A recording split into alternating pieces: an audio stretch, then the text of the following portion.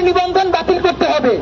দ্বিতীয় দাবি, অতি সত্বর কেন্দ্র থেকে শুরু করে ইউনিয়ন পর্যন্ত সন্ত্রাসী গণহত্যাকারী আওয়ামী লীগের যত কমিটি আছে, এই কমিটির মধ্যে যত সন্ত্রাসী আছে, আগামী গুপ্ত হত্যা বন্ধ করার জন্য অনতিবিলম্বে এই আওয়ামী লীগের কমিটির সন্ত্রাসীদেরকে গ্রেপ্তার করতে হবে।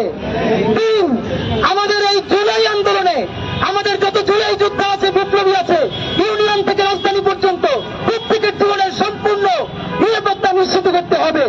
আমরা সারাদিন সাংবাদিক বন্ধুদের, আপনারা আমাদের সাথে ছিলেন, আমরা এখানে অনশন করেছি।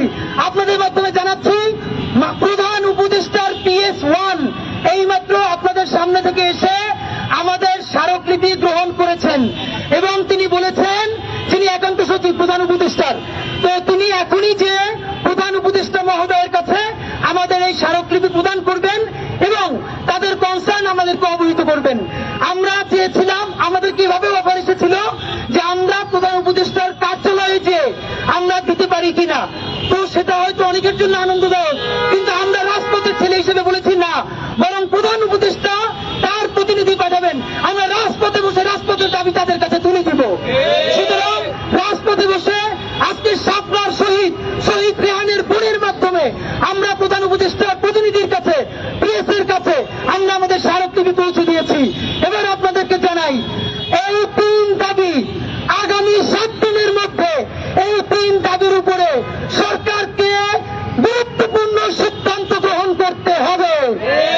শুধু সিদ্ধান্ত গ্রহণ করলে হবে না, কবে সে আওয়ামী লীগের নিবন্ধন বাতিল করবে, সে কবে কসাই লীগের প্রত্যেকটা কমিটিকে গ্রেপ্তার করবে এবং জনজীবনকে কিভাবে নিরাপদ করবে, এর ভিজিবল ইমপ্রুভমেন্ট তাকে করে দেখিয়ে সংবাদ সম্মেলন করতে হবে।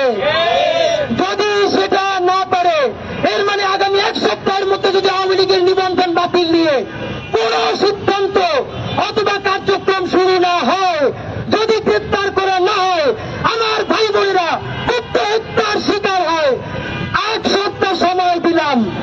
যদি তারা না পারে, 1 সপ্তাহ পরে অর্থাৎ আগামী 29শে ডিসেম্বর রবিবার দুপুর 1টায় ইনকিলাব মঞ্চ আপামর দেশপ্রেমিক ছাত্র জনতা এবং জুলাই যোদ্ধাদেরকে সাথে নিয়ে সচিবালয় ঘেরাও এবং অবস্থান কর্মসূচি ঘোষণা করছে।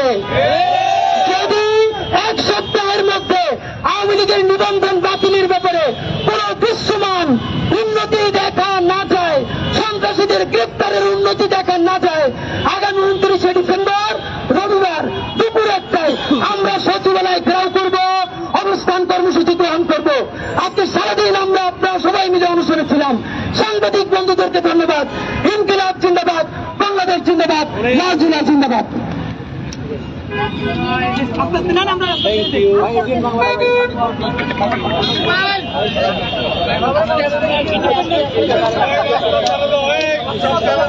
দর্শক শুনছিলেন যে ইনকিলাব মঞ্চ তারা বেলা 12টা থেকে অনুষ্ঠান শুরু করেছে এবং তারা নতুন কর্মসূচির মাধ্যমে তাদের যে ইনকিলাব মঞ্চের যে অবস্থান সেটি তারা আজকের মতো তারা বিদায় নিয়েছে।